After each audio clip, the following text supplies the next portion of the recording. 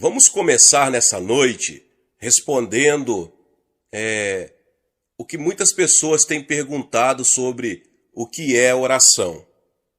Meus irmãos e irmãs, em poucas palavras, oração é um diálogo com Deus, no qual nos enxertamos nele. Se vamos orar efetivamente, devemos condicionar nossos pensamentos e atitudes aos seus correspondentes divinos.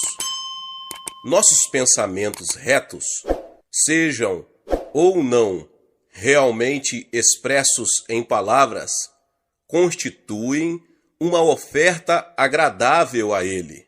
Mas de que maneira podemos julgá-los aos olhos divinos? Nosso padrão de medida é a sua palavra, a palavra de Deus. O Criador registrou seus pensamentos na Bíblia.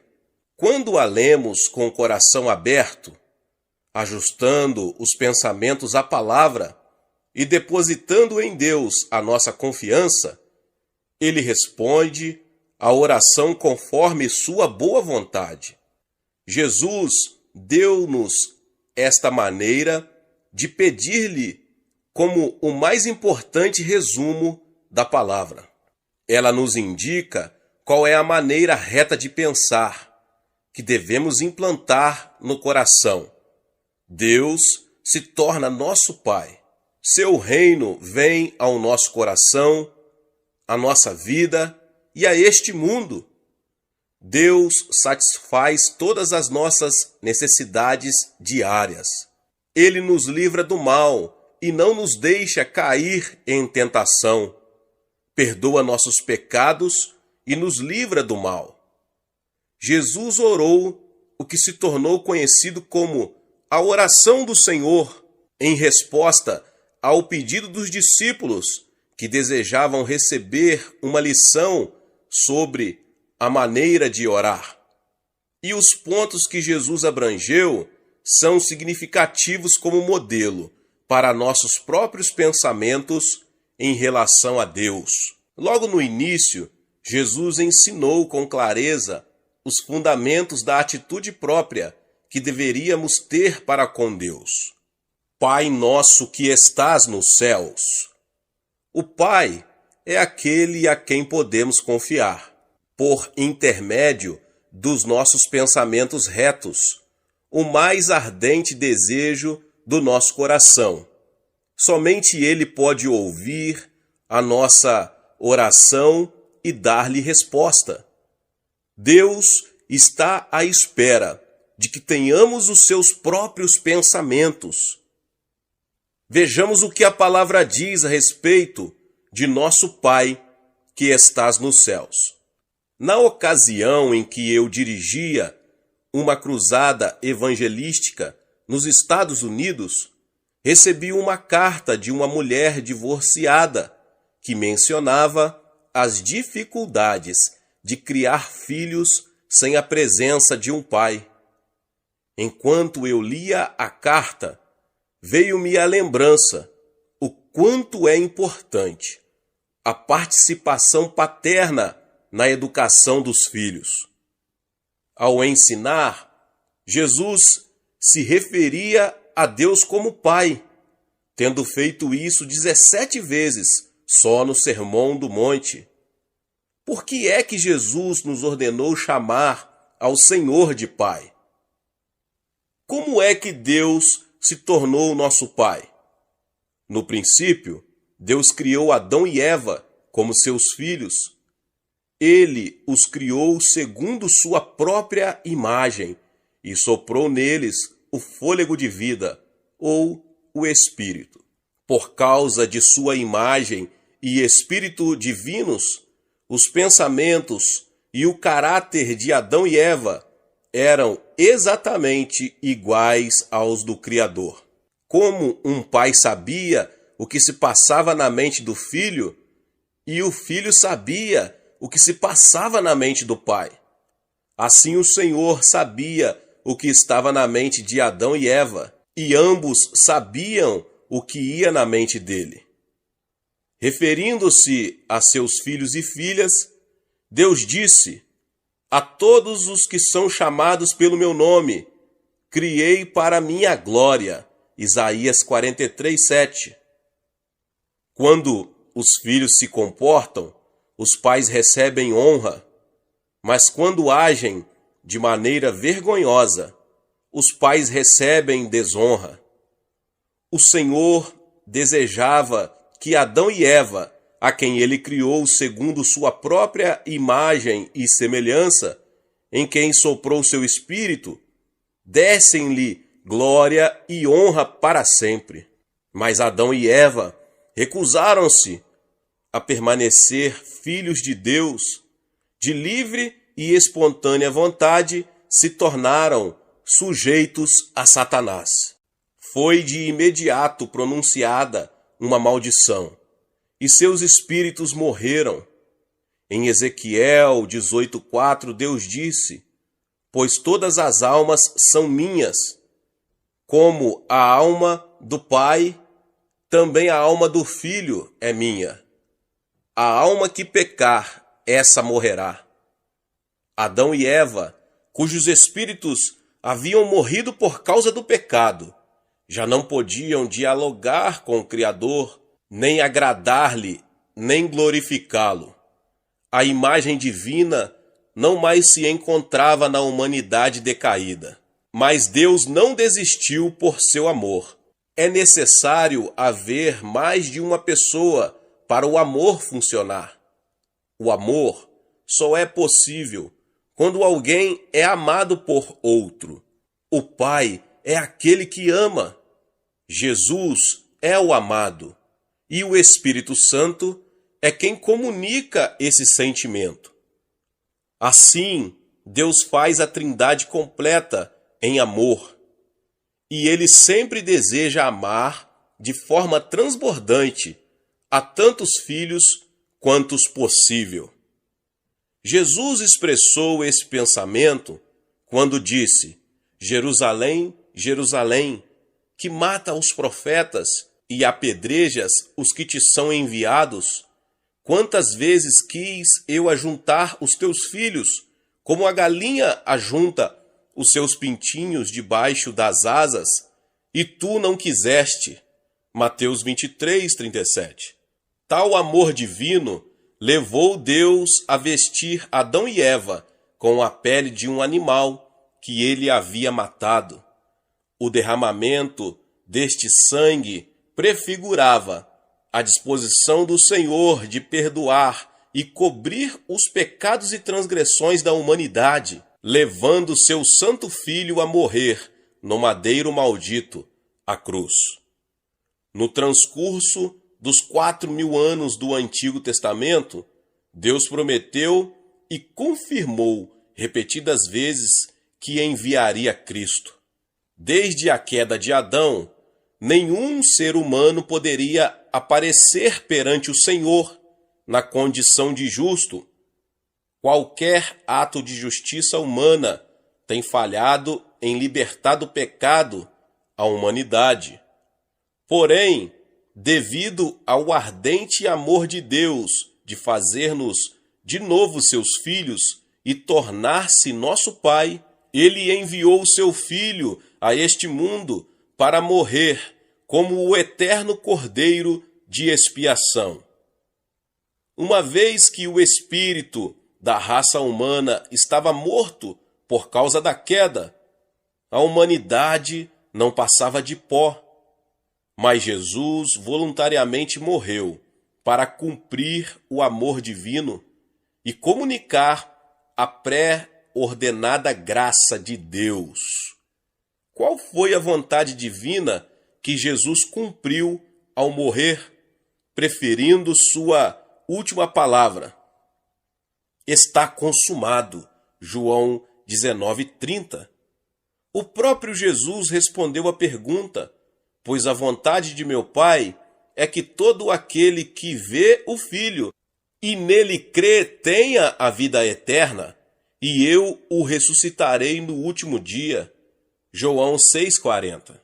Que é, pois, a vida eterna? É a vida eterna que Deus dá. Foi a vida que Adão e Eva receberam do Criador antes de caírem no pecado. Na noite anterior a seu julgamento e morte, Jesus disse: Ora, a vida eterna é esta, que conheçam a ti, o único Deus verdadeiro, e a Jesus Cristo, a quem enviaste. João 17:3. Quando cremos em Jesus como Messias ou nosso Salvador, temos a vida eterna. Tendo a vida eterna, a saber, a vida do Pai, por via do novo nascimento da água e do Espírito, chegamos a conhecer a Deus. Nosso espírito é vivificado. Ao recebermos a vida eterna, recebemos o espírito de adoção, pelo qual chamamos Deus de Abba Pai. Nesse momento, o mesmo Espírito testifica com o nosso espírito que somos filhos de Deus, Romanos 8,16, porque o Senhor também nos selou e deu o penhor do Espírito em nossos corações, 2 Coríntios 1,22. Com grande eloquência, o apóstolo Paulo escreveu a respeito da vontade de Deus de fazer-nos seus filhos. Bendito seja o Deus e Pai de nosso Senhor Jesus Cristo, o qual nos abençoou com todas as bênçãos espirituais nas regiões celestiais em Cristo, e em amor nos predestinou para sermos filhos de adoção por meio de Jesus Cristo, para si mesmo, segundo o beneplácito da sua vontade, para louvor e glória da sua graça, a qual nos deu gratuitamente no amado. Efésios 1, 3, 5 e 6. Pela fé em Jesus, por meio do qual nosso espírito é vivificado, tornamo-nos filhos de Deus.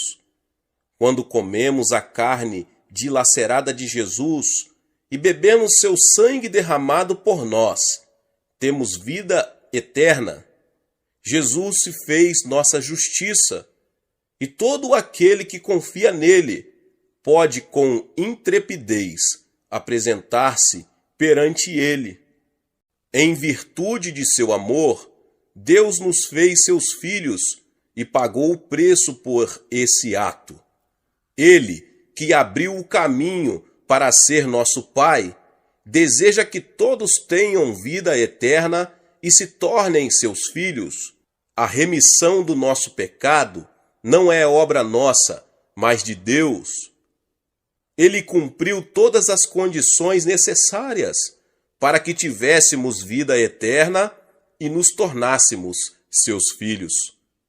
Tudo o que nos cabe fazer é crer incondicionalmente, confessar com nossa boca que Jesus é o Filho de Deus e que nossos pecados são perdoados por sua crucificação.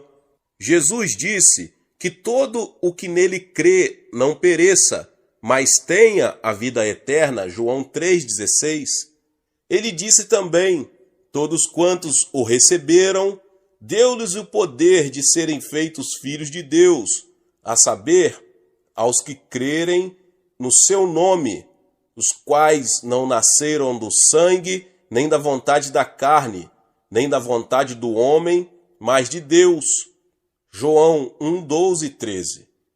Foi o Senhor mesmo que quis tornar os crentes seus filhos desta maneira. Ele tinha um grande plano para fazer nos seus filhos. Deu-nos condições de chamá-lo de Pai, mediante o envio de seu Filho unigênito a este mundo para morrer. Ele também nos concedeu a intrepidez de chamá-lo de Pai, ao nos enviar o Espírito de adoção. Desse modo, nos tornamos seus filhos pela segunda vez. A primeira pela criação e a segunda pelo preço de sangue. O propósito divino tanto na criação quanto na redenção, era o mesmo. Ele desejava que louvemos a sua graça revelada. E, enquanto assim fazemos, nada há que nos separe do amor de Cristo, como este declarou: Eu lhes dou a vida eterna, jamais perecerão, eternamente, e ninguém os arrebatará da minha mão. Aquilo que o Pai me deu é maior do que tudo, e da mão do Pai ninguém pode arrebatar. Nosso relacionamento com Deus, como seus filhos por meio do sangue de Jesus, é um vínculo espiritual de sangue. Ninguém pode cortar esse vínculo, nem neste mundo, nem no vindouro. Jesus disse que deveríamos chamar a Deus de Pai Nosso. Os pensamentos que devemos ter ao nos dirigirmos a Ele desse modo são: ao pensarmos nele como nosso Pai, devemos sempre ter em mente o precioso sangue de Jesus. O fato de estarmos salvos não significa que podemos comparecer perante Deus sem o mérito desse sangue. O cântico com o qual louvaremos ao Senhor para sempre relaciona-se com o poder do sangue. A visão que o apóstolo João teve na ilha de Patmos incluía aos santos redimidos no céu, louvando a Jesus, o Cordeiro. Digno és de tomar o livro e de abrir-lhe os selos, porque foste morto, e com o teu sangue compraste para Deus os que procedem de toda a tribo, língua, povo e nação, e para o nosso Deus o constituíste reino e sacerdotes, e reinarão sobre a terra. Apocalipse 5, 9 e 10. Nesta mesma visão, João viu a grande multidão de santos, salvos pela pregação dos 144 mil israelitas que estavam perante o trono e perante o Cordeiro, e clamavam com grande voz: ao nosso Deus, que se assenta no trono, e ao Cordeiro pertencem a salvação. Apocalipse 7, 10. Visto que cantaremos do sangue de Jesus para comemorar nossa salvação, quando oramos, Pai nosso que estás nos céus, devemos nos lembrar que Deus é o Pai de Jesus, ao mesmo tempo que é nosso Pai. Quando pela primeira vez Jesus apresentou seu corpo ressuscitado a Maria Madalena, depois de haver cumprido a vontade de Deus para nos fazer seus filhos mediante a morte na cruz, ele disse: vai ter com os meus irmãos, e dize-lhes: subo para meu Pai e vosso Pai, para meu Deus e vosso Deus. João 20, 17. Sem hesitação, Jesus chamou os discípulos de irmãos. Seu Pai tornou-se o Pai dos discípulos. Seu Deus tornou-se o Deus dos discípulos. Não podíamos chamar a Deus de nosso Pai, até que Jesus nos deu o privilégio. Quando chamamos Deus de nosso Pai, podemos nos lembrar também de que Ele é o Pai de todos os crentes, unidos pela presença de Jesus em seu coração. Todo aquele que adora a Deus, louva a Deus, crê em Jesus como o Salvador e reconhece e recebe de bom grado o Espírito Santo como o Consolador, não deixa de ser um irmão e uma irmã em Jesus. Somos os materiais da construção do templo espiritual que Deus habita. Jesus disse: porque onde estiverem 2 ou 3 reunidos em meu nome, ali estou eu no meio deles. Mateus 18, 20. Deus habita em nós por meio do Espírito Santo, que nos faz seu templo. Em sua carta aos Efésios, Paulo disse, no qual Jesus, todo o edifício, bem ajustado, cresce para santuário dedicado ao Senhor, no qual também vós justamente estáis sendo edificados para a habitação de Deus no Espírito. Efésios 2, 21 e 22.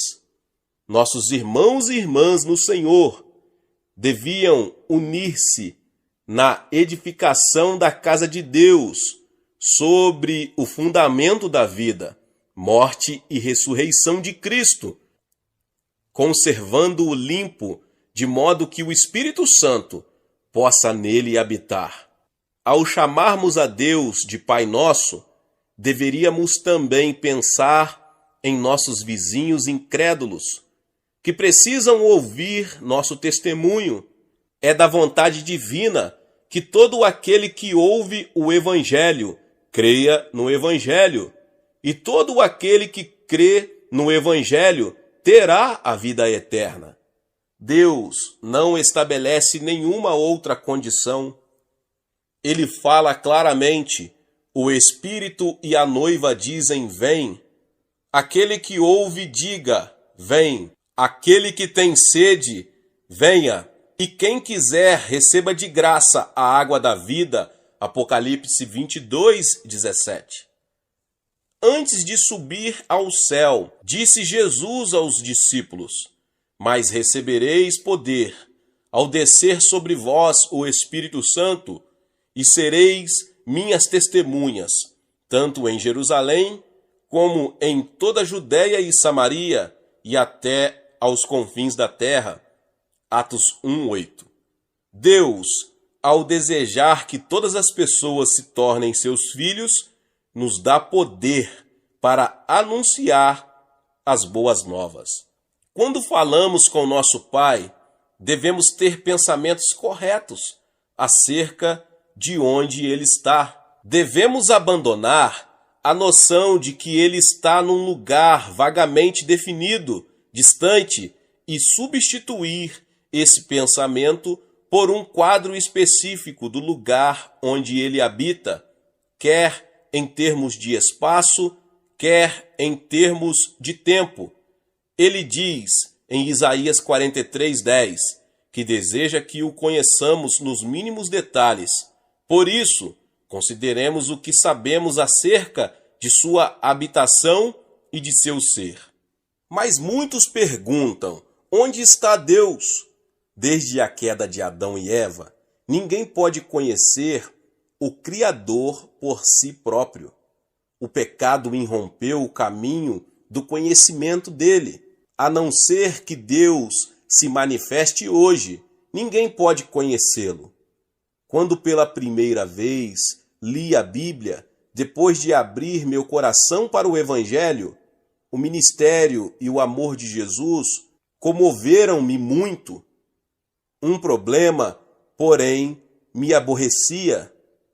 Segundo minha maneira de ver, os milagres de Jesus aconteceram há 2000 anos na Judéia.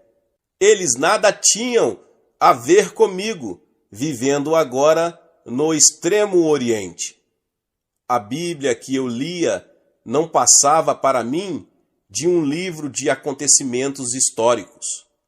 Que ligação tinha eu com a obra de 2000 anos dirigida aos judeus? Pergunta após pergunta surgiam e me confundiam, mas eu continuava lendo, com o intuito de encontrar uma resposta que afastasse as minhas dúvidas. Eu até entretinha conversas imaginárias com os grandes personagens que haviam visto Deus. Talvez isto me desse mais discernimento, raciocinava eu. Primeiro busquei Adão, o genitor da raça humana. Pai Adão, perguntei, onde encontraste Deus? Adão respondeu, tu podes encontrá-lo no jardim do Éden. Eu sempre conversava com ele ali na virada do dia, mas não foste expulso daquele lugar?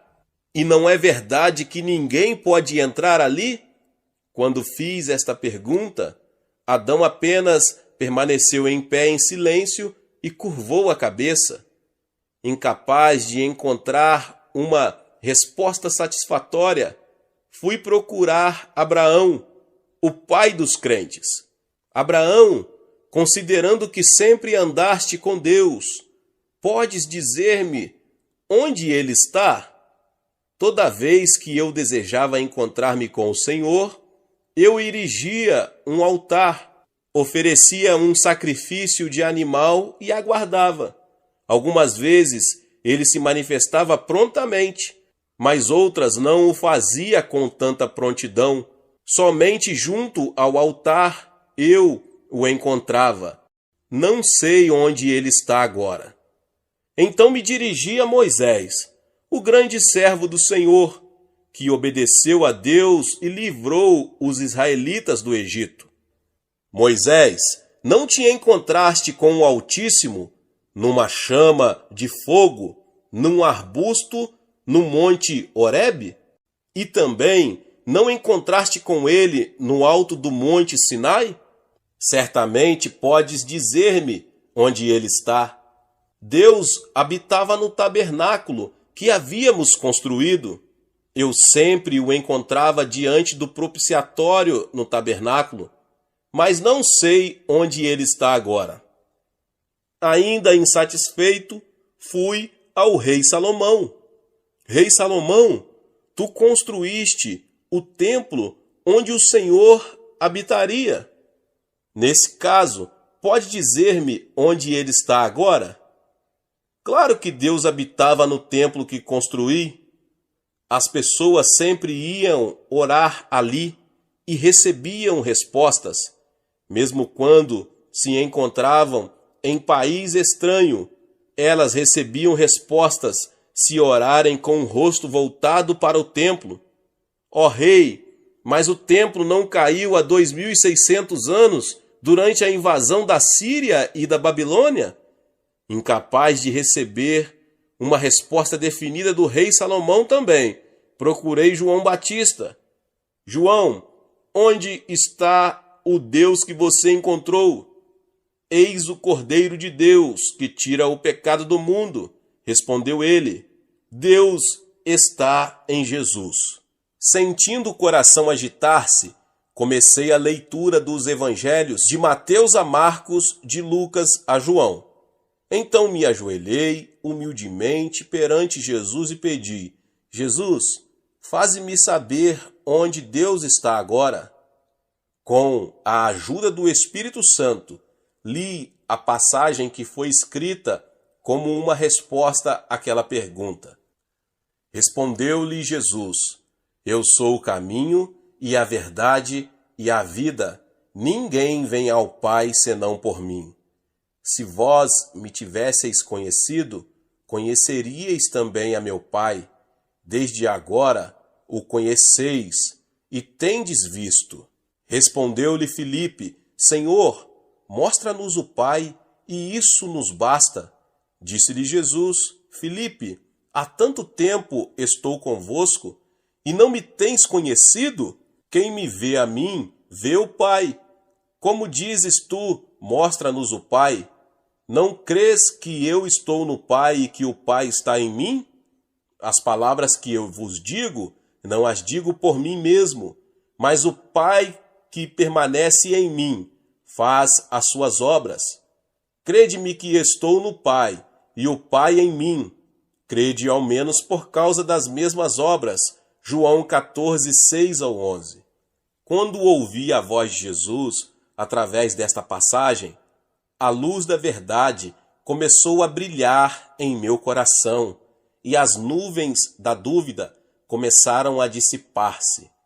Mas eu não estava completamente livre da dúvida. Perguntei de novo, Senhor Jesus, quando estiveste neste mundo, as pessoas se encontravam com o Pai e viam suas obras por teu intermédio. Mas desde que foste crucificado, morto, e ressuscitaste, e subiste ao céu, não podemos encontrar Deus. Onde Ele está neste momento, agora? Jesus respondeu-me, trazendo-me à mente e ao coração outro trecho da Escritura. E eu rogarei ao Pai, e Ele vos dará outro Consolador, a fim de que esteja para sempre convosco o Espírito da verdade, que o mundo não pode receber, porque não o vê, nem o conhece. Vós o conheceis, porque Ele habita convosco e estará em vós. Não vos deixarei órfãos, voltarei para vós outros. Ainda por um pouco, e o mundo não me verá mais. Vós, porém, me vereis, porque eu vivo, vós também vivereis. Naquele dia, vós conhecereis que eu estou em meu Pai, e vós em mim, e eu em vós. João 14, 16 ao 20.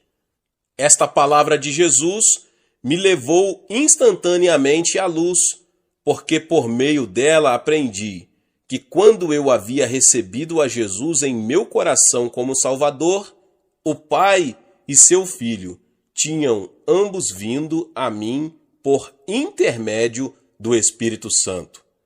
Daquele momento em diante, resolutamente resisti à tentação do diabo. Deus, em meu coração, dispersou as nuvens da dúvida. Como disse Jesus, se alguém me ama, guardará a minha palavra, e meu Pai o amará, e viveremos para ele, e faremos nele morada. João 14, 23. Os apóstolos acentuaram repetidas vezes que o Senhor está conosco. Se perguntássemos ao apóstolo Paulo onde está Deus, ele provavelmente diria: não sabeis que sois santuário de Deus e que o Espírito de Deus habita em vós? João provavelmente responderia: filhinhos, vós sois de Deus e tendes vencido os falsos profetas, porque maior é aquele que está em vós do que aquele que está no mundo. Então, onde está ele dentro de nós? A Bíblia diz: Deus, que também nos selou e nos deu o penhor do Espírito em nossos corações. Ele está dentro de nossos corações através do Espírito Santo, e uma vez que ele está em nossos corações, estes se tornaram o reino do céu. Conforme disse Jesus, o reino de Deus está dentro de nós. O nome Emanuel realmente significa Deus conosco. É nosso coração, pois a única morada da divindade? Não. Se fosse, a promessa bíblica concernente ao lar celestial, no qual algum dia estaremos, seria vazia.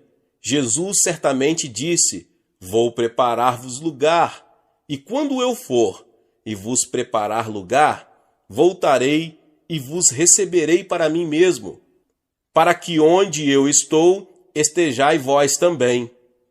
Marcos registrou: de fato, o Senhor Jesus, depois de lhes ter falado, foi recebido no céu e assentou-se à destra de Deus.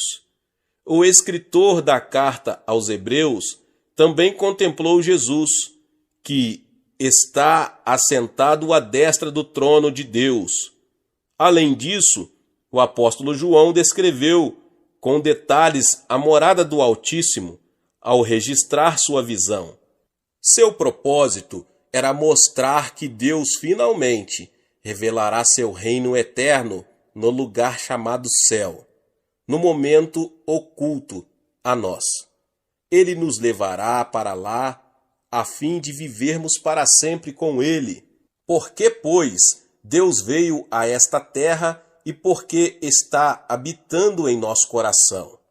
Visto que o Senhor é justo e santo, nenhum membro injusto da raça humana decaída poderia comparecer diante dele. Ninguém poderia conhecer nada a respeito dele, uma vez que o espírito da raça humana morreu quando Adão caiu. Até mesmo o mais erudito hoje é como um cego quando se trata do conhecimento da divindade. A não ser que Deus nos permita conhecê-lo, o olho não pode ver, nem pode o ouvido ouvir, nem entrará no coração do homem as coisas que o Pai preparou para os que o amam. Jesus veio à Terra em forma humana, a fim de cumprir a vontade do Pai e revelar este a nós, mediante o perdão dos nossos pecados e a nossa admissão como membros da família divina. Se nossos pecados estão perdoados, se nascemos de novo pelo poder do sangue de Jesus, ele entrará em nossos corações e aí habitará mediante o Espírito Santo. Deste momento em diante, nos tornamos filhos de Deus e cidadãos do céu. Se somos cidadãos do céu, também receberemos e gozaremos as bênçãos que o Pai preparou para nós. O Pai guarda e levanta os filhos que ele comprou com o preço do sangue de seu Filho unigênito. Ele lhes dá crescimento e os faz produzir fruto. Quando oramos, Pai nosso que estás nos céus, devemos pensar nele como aquele que governa seu trono no céu, que selou com o Espírito Santo os que creem em seu Filho, fazendo-os seus filhos, e que habita em nossos corações, e nos levará ao céu, a fim de glorificar-nos. Tal Deus é nosso Pai. Agora, meus irmãos, como é Deus em relação ao presente, o passado e o futuro? A qual período de tempo pertence o Altíssimo? Algumas pessoas dizem que ele trabalhou no passado. Voltaire, filósofo francês, sustentava que Deus criou este mundo como um relojoeiro fazia um relógio perfeito. Contudo, ele nada faz no momento porque tudo funciona bem de acordo com as leis que ele estabeleceu. Alguns teólogos sustentam a morte deste Deus que se revelou, executou milagres e trabalhou entre nós.